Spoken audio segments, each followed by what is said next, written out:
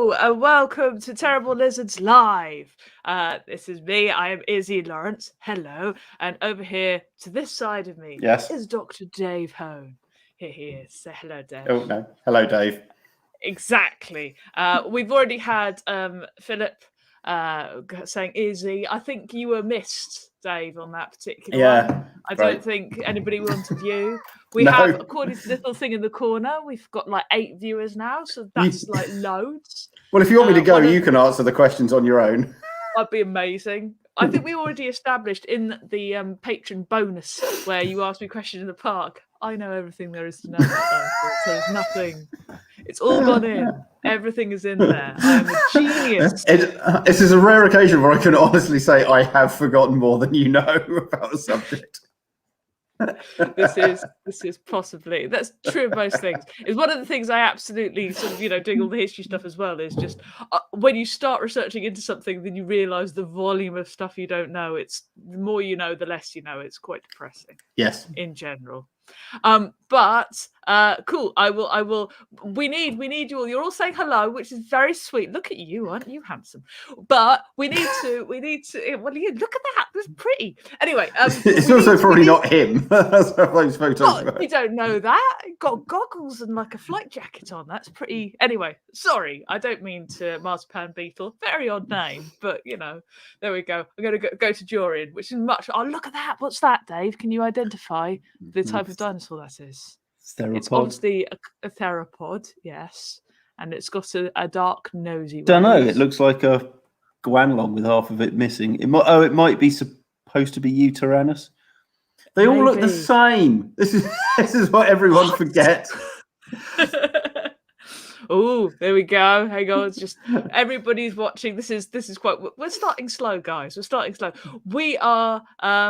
This pick is up. There you see Niels. Well, having met Niels, I know that. Yes. Yeah, he's beautiful. It's see, so you're Howard Hughes. Well, you didn't need to tell us that. You ruined my fantasy. You ruined my fantasy. It's hard to tell when you can't see the fingernails. If anybody actually has, that's true. If anybody actually has any real life questions that we can answer you, preferably about dinosaurs, or you can ask anything. I have a new book out. It's called Billy Swift Takes Flight. If you want to, nobody wants to know about that. But yes. Oh, hang on, we got an answer. It wasn't Uteranus. Yay! That was correct. That is a king 1 point to the paleontologist. And. Cheers, Niels. Cheers.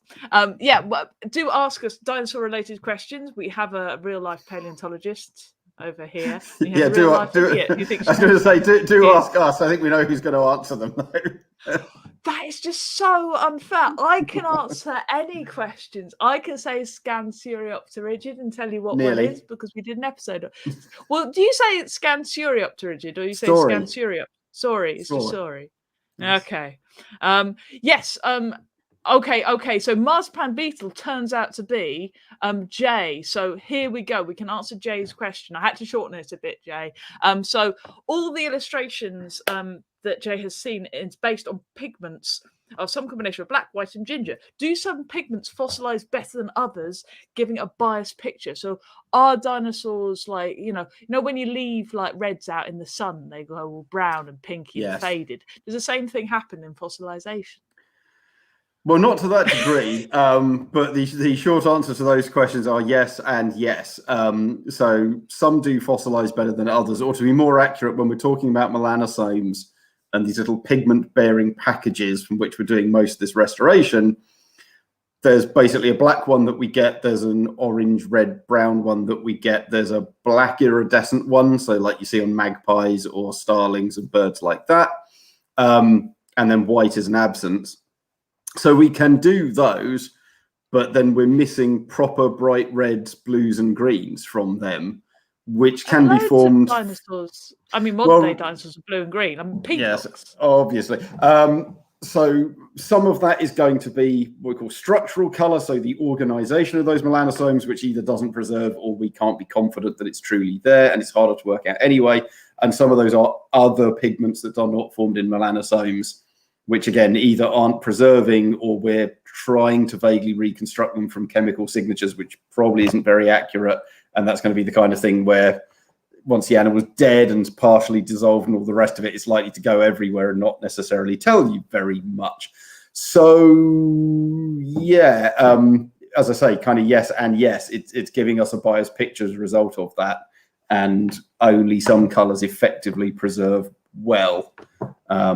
So yeah, it's as I've said about color repeatedly, it's absolutely amazing that we can do this at all. Color used to be one of those things that I said, not only can we not do it, we'll never be able to do it. Well, it turns out we can. Well, it turns out we can do it, but with certain enormous caveats and gaps and limits, and we've done it so little to a degree that it doesn't actually necessarily tell us very much yet. So I still don't think it's quite as exciting or groundbreaking as a lot of people think, because it hasn't been yet, rather than it can't be. So yeah, give it another 20 years. I mean, Anthony Morgan's question is basically the same thing, because he asked the same thing. It was quite sweet. Him and Jay wrote under our wonderful Patreon page where people can ask us questions. They wrote the same thing. So pretty much, I mean, they're deformed. I mean, everything gets deformed during fossilization anyway. Even particularly in those beds where you get things all crushed. Well, yeah, so the Lagerstätten bed or Conservat Lagerstätten, where you just get this exceptional preservation under very fine ashes or sand grains or whatever they are, that's where we tend to get melanosomes. But yes, they can also be squished. I definitely know people have been doing experiments on modern ones to see what they look like and how they respond to certain things. I don't know the details. It's not my area. I'd be amazed if they aren't deforming. However, I'd also be amazed if they're deforming to the degree that we could be seriously misrepresenting them. Because in particular, the three main ones we're looking at, some are kind of almost spherical, some are kind of fairly sausage shaped, and some are much, much, much longer and thinner sausage shapes. And so, yeah, you can squish and distort them a bit, but it's really hard to squish a sphere and suddenly make it 6 times longer than it is wide, or 12 times longer than it is wide, whilst not screwing up the volume or anything like that. So I imagine they're deforming. I don't imagine it's making a massive impact on how we're interpreting them. So I wouldn't worry about it. It's not like we've got all the colours wrong. Because I'm still going for my blue T-Rex with the white spots. That is ultimately... Well, you're not wrong yet, which is how we usually end up with these things. Exactly. So I'm just going to continue to, the love going on. Look at that, the dinosaurs. I've even got one on my desk. Look, I've got a little theropod on my desk. There we go. Lego dinosaurs. Also, now I knew this would come up. So the wacky ankylosaur spikes. So hang on, if I can just let's just show everybody what this is about. When you said you knew it would come up, would that be the animal that I asked you if you'd seen it about 20 minutes ago and you said no? Yeah. Yeah, well, that one. Just checking. No, I knew that picture, but I didn't. Nobody sent it me. Which is so Spicomellus named just this week, and that is Spicomellus. That's all we've got of it. About 20 centimeters or so worth of one rib. It is super, super weird. I believe someone was saying Victoria Arbour, who we had on in series 1 as the guest, talking about ankylosaurs, she pointed out that there is, I think it's Antarctopelta.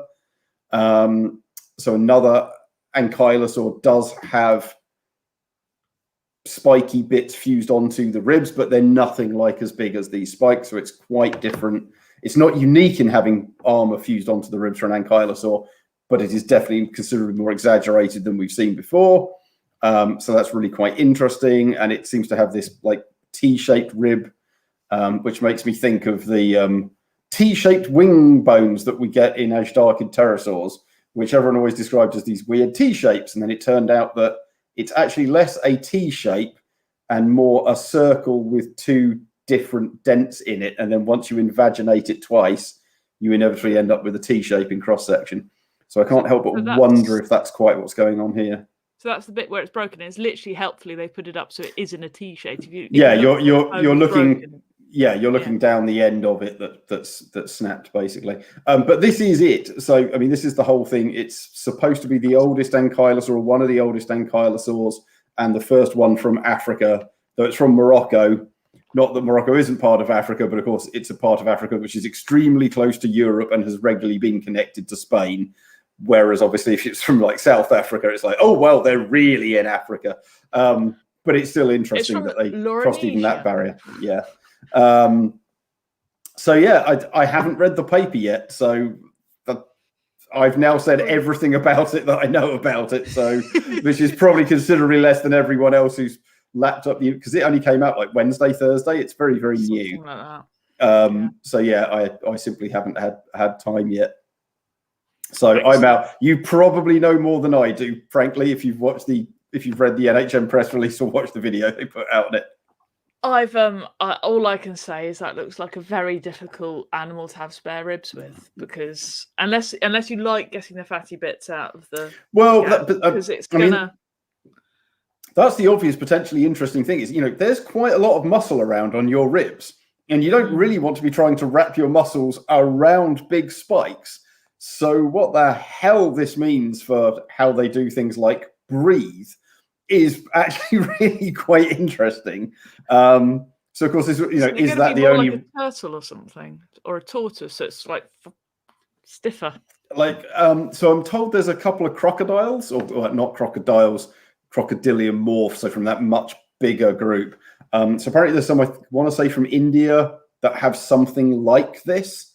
So it wouldn't be unique in that regard. In addition to Antarctopelta, it wouldn't be unique even among archosaurs. But again, let me talk about Triassic Indian crocodiliomorphs. Not my field. In addition to ankylosaurs not being my field, but no, one of my colleagues was muttering about this on Facebook, and I'm like, oh, I didn't know that. But yeah, there are apparently some other animals that have done the same kind of thing. So it may not be that unique. On the other hand, that's then a neat bit of convergence that very different groups are doing the same thing. I'm out. We've done Spicamellis.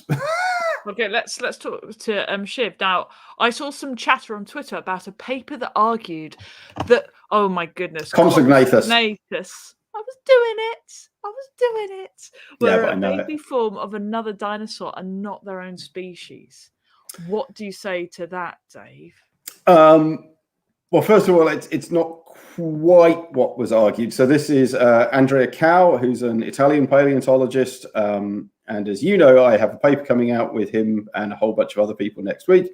So Andrea published a paper covering a lot of things, one of which was Scipionix, which we have mentioned before, which is this tiny little dinosaur from Italy.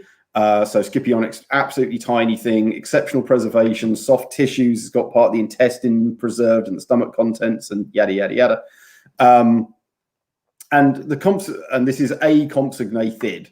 And the Compsognathids as a whole are a group of pretty small dinosaurs.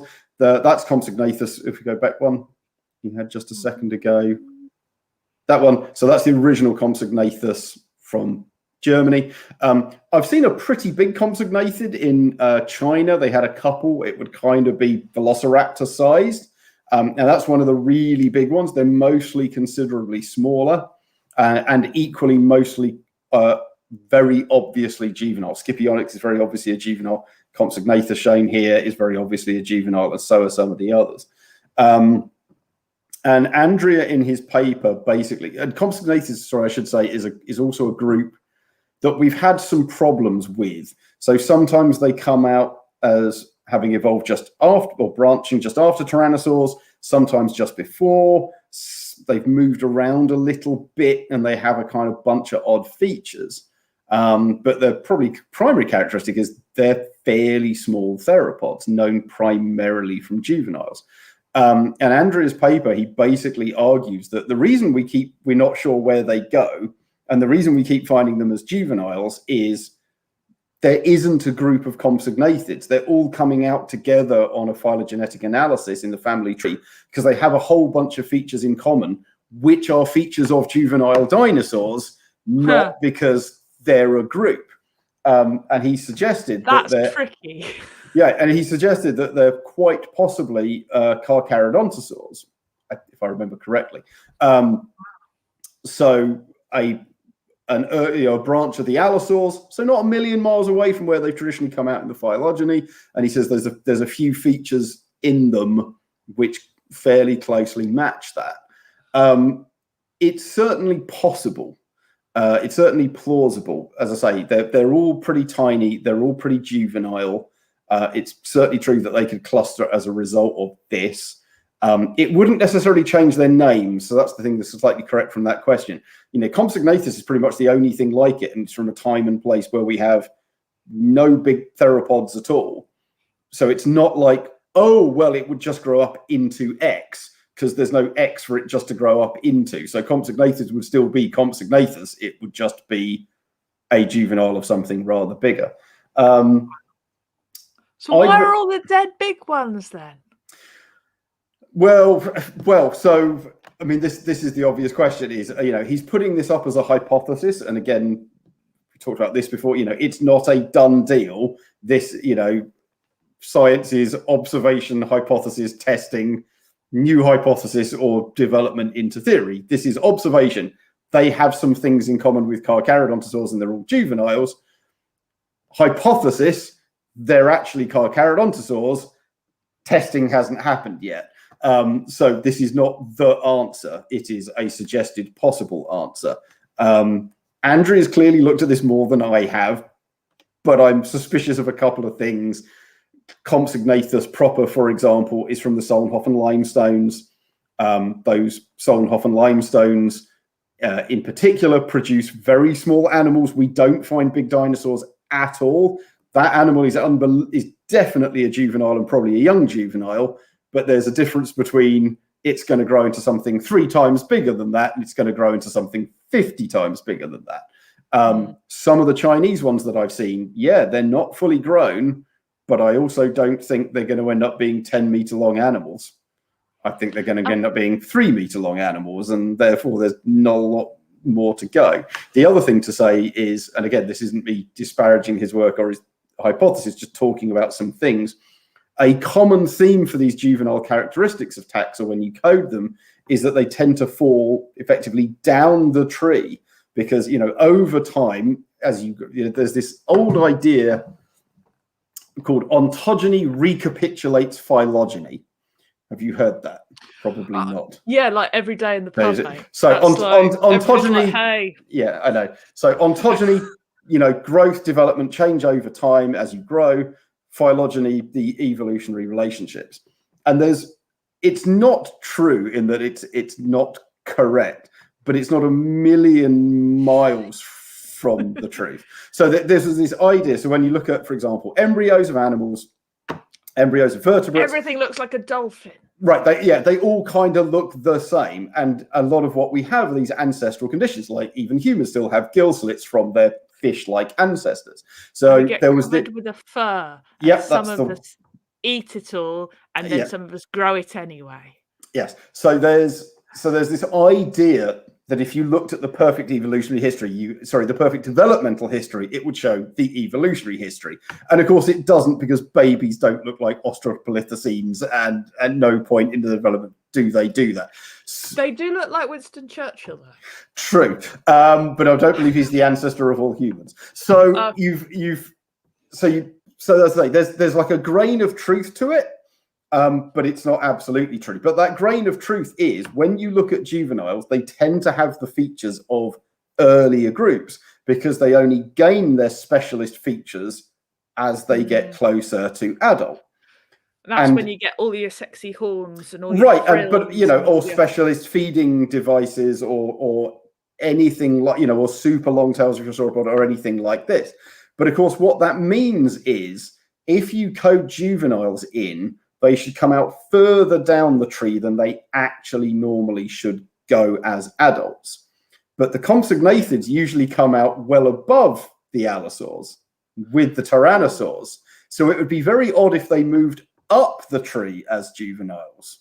You'd expect them to come down and appear with megalosaurs or even down with something else like the ceratosaurs, and they're not. So that doesn't mean he's wrong. It's a question that would need to be answered, or a problem that would need to be dealt with if it was true. But that was my first response, is to go, that would be an odd thing. But again, I'm saying all of this having not read his paper. I've read like his blog post take on a couple of the points. And he's right. He's got like, here's a feature that we only see in this group and Compsognathus. That's pretty suspicious, isn't it? And you go, yeah, it is actually, now you mention it. That's very suspicious. So yeah, there is absolutely something in it. This really, really needs to be looked at. This is an argument as well to make your science papers really entertaining, so that Dave has to read them and prefers to read them over your blog. Good luck with that. If I had the time, my list of, like, I can't even read the list of papers I should have read at this point, let alone the actual content. Okay, oh, hang on. Let's very important comment here. There we go. Blingy headphones, yes. They hurt his face. They crush his ears. They're too tight. He suffers for us, guys. Can you see my super red ears? Are they not? Yeah, there you go. Not that bad now yet. He can't hear me. He can't hear me. Oh, yeah, I can. Oh, pooey. Okay, so look, here we go.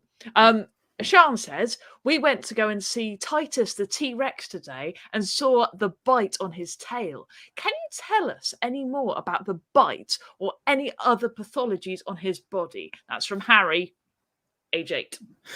Harry's not going to be very happy with this. So different people wrote different bits of that exhibition. I was shown this feature and told, we think this is a pathology for these reasons. I had a good look at it when I'm really, really convinced that's not a pathology on the tail and it's not a bite on the tail at all. So I didn't write that bit because I think it's completely wrong. Sorry. Well, why can't it be a bite? What's wrong with it? Because it's in the wrong place and it doesn't match up with other Tyrannosaur bite marks. But apart from that, it's fine. I mean, I could be wrong, but I'm really unconvinced. Well, could it be something else bit him? Could it be like a Triceratops? No, it looks like an erosion mark to me. I think it's a little. I think it's basically a little whirlpool that you get. Just so people know what we're talking about. I've got to share the right screen, and this will take me a while because everything takes me a while just to click all the buttons and listen to Dave, because when he goes off talking, you don't listen to me. Ruining. No, I don't. I listen to you when you ruin the dreams of a little boy who wants T-Rex to that's have not Titus though. That's a random. Is that not Titus? No, there's some random T-Rex image. You can see that at the top because the date. No, nor that one. Because the date on that is before the exhibition opened. So before we put the damn thing together, so that can't be it. Well, pooey, I tried, guys. But if you go to Wallington Hall's Head's website, all it is just like, click on this video, and I'm just like, I don't want to click on the video. It's gonna be difficult. I know. Ollie Hanson's got a good question that other people have asked. Thank you. Okay, Johnny, where? Ollie quite a way up. Yeah, 812. There we go. Hi guys, love the podcast. You're correct, Ollie. Well done. I always wondered if there was a way to experience a paleontological dig without being part of an organisation in charge, a sort of paleo-tourism. Can we go along with you, Dave, and like nick stuff and get chunks out of the rock? Sort of is the short version. So certainly I know of various museums, not a lot in the UK, but certainly in the US, this is pretty common. Where if you volunteer at the local museum and if you develop some skills and yada, yada, yada, you will absolutely be invited to go out on digs. Now, obviously, that requires a fair amount of investment, et cetera, but it's not like you have to be a, paid researcher with a paleontology PhD or anything like that. There are various opportunities to pay to join digs. But these are mostly commercial efforts, and that's not a denigration of them, but you would either be paying someone simply for the opportunity to go out, and some of them, they say, what you find, you keep, or I, as the person running it, gets first dibs on anything you find, and I might want to keep it, but otherwise you can have it. But certainly that would give you the opportunity to go and look for and potentially find fossils. I can't immediately think of any museums or, full scientific research expeditions, which would allow people to just do that. But I bet there's probably one or two out there. I just don't know of them. Certainly, I know a group of colleagues in the States used to run tours out to China. So that wasn't a dig per se. But Peter Dodson, very well-known ceratopsian paleontologist, and Jerry Harris, one of his former students, and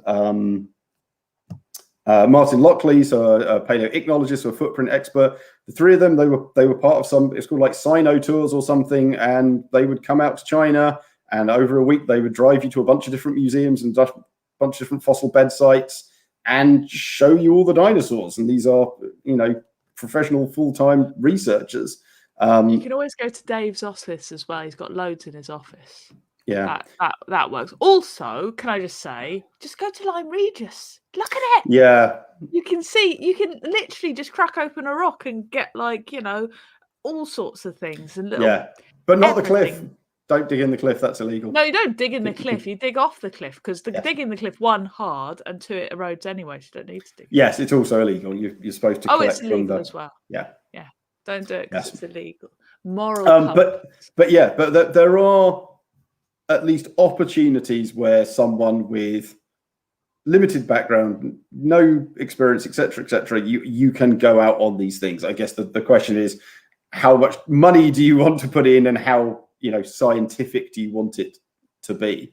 But for example, in Solnhofen limestones, again in southern Germany, I've been out to the quarry. There's a guy who owns a big quarry, and you turn up and you pay him like 20 euros, and he gives you a hammer, and you can just dig all day. And he has first refusal on anything you find. And every so often, someone turns up a pterosaur or a really nice fish or something like that. But mostly, if you dig there for a couple of hours, you're going to come up with a couple of ammonites or something like that, and he just lets you take them. So you can do that. It's not particularly scientific, but you can absolutely dig stuff out. He did his his stuff on ammonites. So why? He wants to see. Yes, I'm not sure he desperately wants to go back and do any more of that. Exactly. That's not really a holiday, is it? When you've actually had to catch busman's holiday at that point. Yeah, but good for cream teas. So this has come in obviously after your dissing the T-Rex with the bite mark in it. How many other museum displays does Dr. Ho disagree with that you consulted on?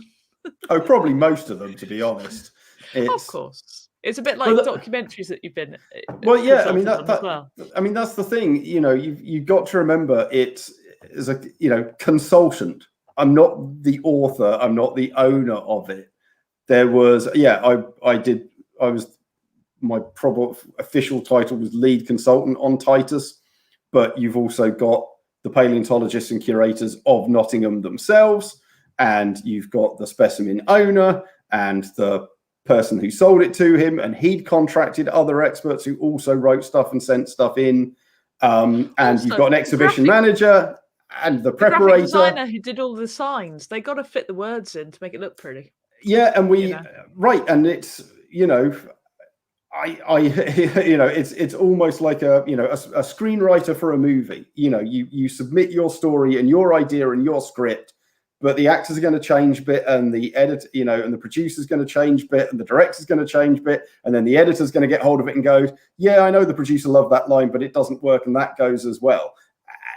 You will have a large say in it because you wrote the script that everyone else was following, but it's not 100% your thoughts. And remember, a lot of this stuff is somewhat subjective. We've talked about this before. Bite marks are not that easy to interpret.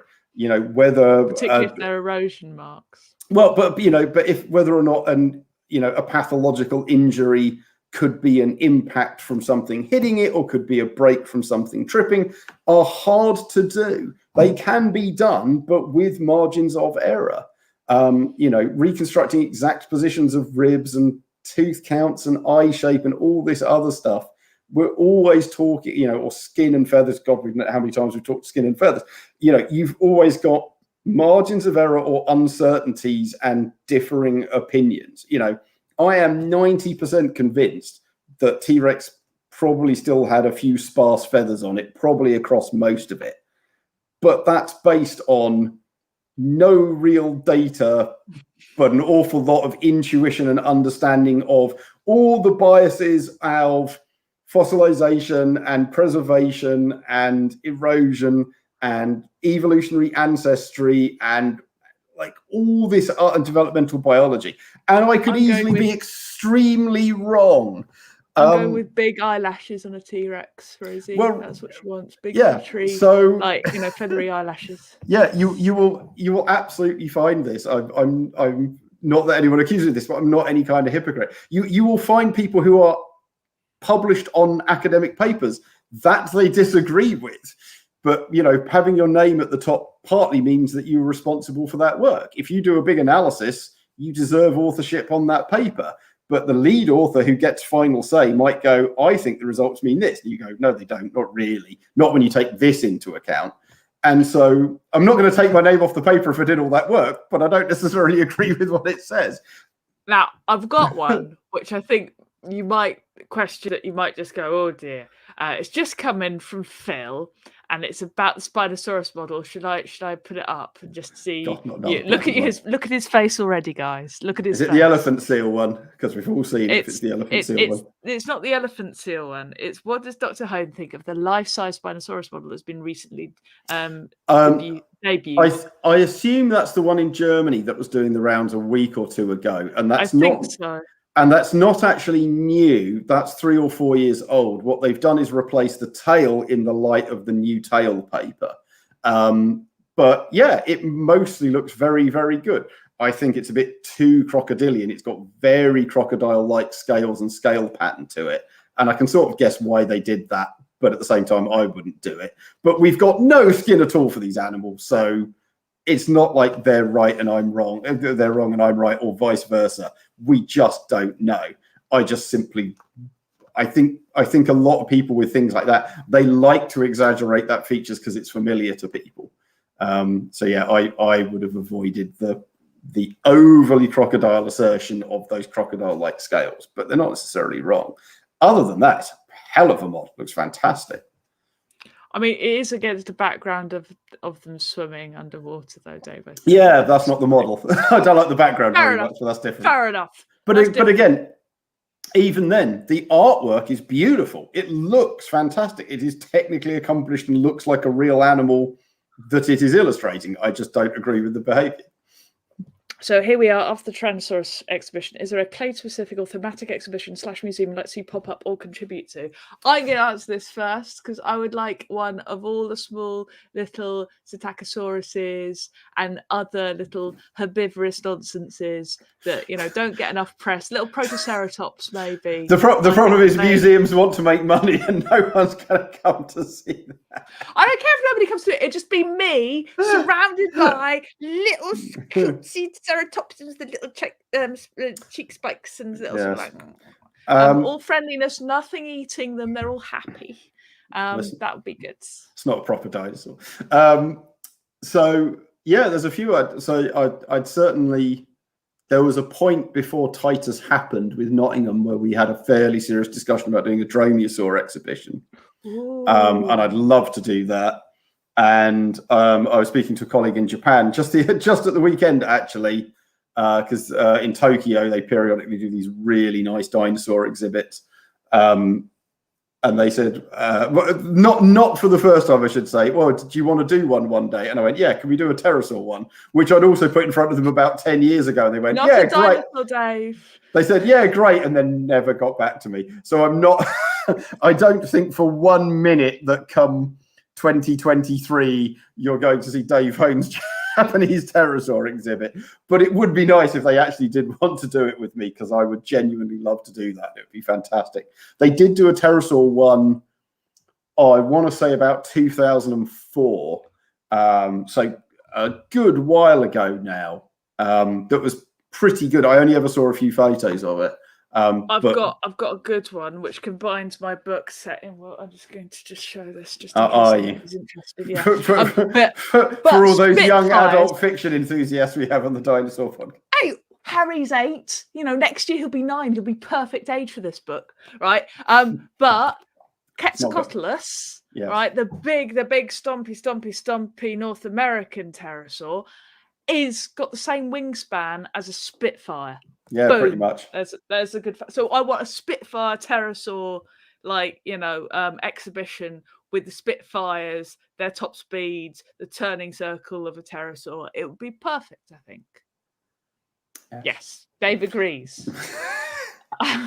So yes, I'd like to do a dromaeosaur one. I'd like to do a pterosaur one. And those are things it's not like we ever got as far as planning it, but those are things we had, serious long discussions with some colleagues. So maybe one day. Now this is I don't even know how to say. It's like a fly in a window, isn't it? But which dinosaur has the potential to be the next big superstar? And I think this leads quite nicely into our episode 1. And you're going to have to listen to our episode. Oh, yeah. I was trying to remember what the hell it was. Oh, yeah. It's that episode that we've got a very important first episode. I don't think we're allowed to say anything about it, are we yet? Well, so I think we can, as I say, the cat is a little bit out of the bag, but much as we had 2 series ago, so a convenient timing, an embargo is ending on a new paper with exciting new British dinosaurs. On Wednesday. Once we discovered that, we obviously rejigged the series. So there will be a special episode Wednesday to launch the series about the new paper, which is Andrea Cow and Darren Naish and Chris Barker and a bunch of other people are on the paper. We've actually got Darren Naish and Chris Barker on the podcast. Yeah. Very exciting because they're proper paleontologists. He's proper. But I'd struggle to suggest that that's got superstar status. I think so. The last time that happened, if you look back, the stuff which has become superstars in the last 20 years or even 30 years is Velociraptor and Spinosaurus, and that was driven entirely by Jurassic Park. Like, no one had heard of Velociraptor before Jurassic Park. It was it's always been T-Rex, Triceratops, Diplodocus, Brontosaurus, Stegosaurus, and then you're running out immediately at that point of the dinosaurs almost anyone could name. And now Velociraptor is right up that list, and now so is Spinosaurus. And initially, Spinosaurus, obviously, the last few years, the new fossils, that's generated a lot of hype. But I really don't think that hype would have happened had Spinosaurus not been the T-Rex killer from Jurassic Park 3. So I had this discussion with someone else. I can't remember who. Again, you do enough podcasting discussions. You're not allowed friends outside. No. I think it was us in probably the questions episode last year. This is what I'm trying to remember because you can't remember.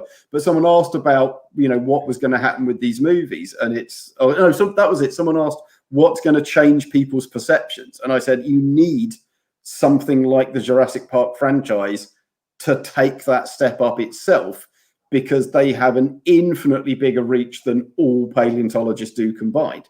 And so when you say, what's the big superstar? I can tell you, talking to kids, it's bloody Indominus Rex that doesn't exist. That's the one they all want to ask me about. Why? Because it was in the movie. So you want to know what the next superstar is, whatever the hell is the one that's coming out next year. If they have a new big lead animal, that will be the one. I can assure you. I have done a talk about velociraptors versus suffragettes, just to answer this question here, which is, the trouble is that when you do jiu-jitsu against dinosaurs in general, is that you can't do arm locks and wrist locks as effectively, because obviously they have a semilunate carpal in their wrists, which means that they fold their arms and wings differently, making things like wrist lock 1, wrist lock 3, not going to be as effective on dinosaurs. But that's who you'd put against suffragettes, a load of velociraptors. So who wins? That would be my serious academic answer. And thank you very much. So, ladies and gentlemen, boys and girls, we've been chatting for plenty of time. Thank you so much for watching this, you crazy people. Sorry that we have waited this long before coming back, but as Dave said, the episode will be out, I think, 10:30 or 11 a.m. on Wednesday. I think the press embargo. I think the press embargo officially ends at 10 a.m. GMT on Wednesday. We've got all our stuff primed to go at that point, but it takes a few minutes to click all the buttons and make everything line up. So either will be. I've got to get back from the gym and have a shower. And I haven't got all the links yet. So. Yeah, so that's the other thing. We need to wait till all the links are up till we can put them in the thing before we can launch it. So, but it will be Wednesday. Probably 11 a.m. Yeah, before midday Wednesday. So you can read the initial press releases and whatever appears in the media, and then you can have a nice lunchtime listen of the new podcast. It's gonna be good. Yeah, I'm very excited. And then the rest of the series, which of course we've nearly recorded all of. Yeah, nearly. I mean, it's been because you have to understand, guys, that Dave's he's a busy academic, and I'm an idiot who has to write books, and so I've got. You've got to write books. I said you're a very busy academic. That involves writing books and measuring tiny bits of rock, and speaking to students and educating the people, which is what we're doing now. So, talking. I told them I mentioned semilunate carpals and you weren't the least bit impressed. I remembered that. No, because I already know it. I know you want to get I shall tell you, I shall educate you on other things. Yes, we will see. If you want to say hello, please do anytime. Our email address is terriblelizardspod@gmail.com. You can also get in touch via our Patreon page, via Facebook. Here, if you just leave a message, I'll probably see it at some point. Probably a bit late because I'm rubbish. Gonna close it down.